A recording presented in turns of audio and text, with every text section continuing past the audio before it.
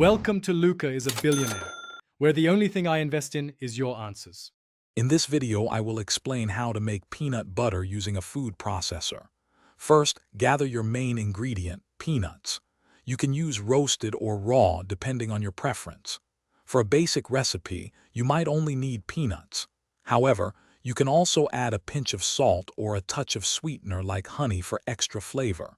Ensure your food processor is clean and ready to go. Begin by adding your peanuts to the food processor. Start processing, and you'll notice the peanuts first turn into a coarse meal. Keep blending and the natural oils will release, transforming the meal into a thick, pasty consistency. Be patient. This can take anywhere from 5 to 10 minutes.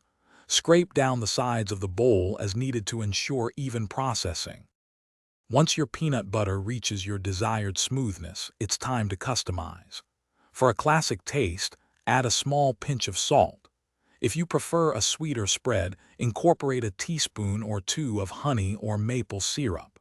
For a thinner consistency, you can drizzle in a tablespoon of neutral oil, like peanut or vegetable oil, and blend again briefly. Congratulations, you've made fresh homemade peanut butter. Transfer your delicious creation into a clean, airtight container. Store it in the refrigerator, where it will remain fresh for up to 2 weeks.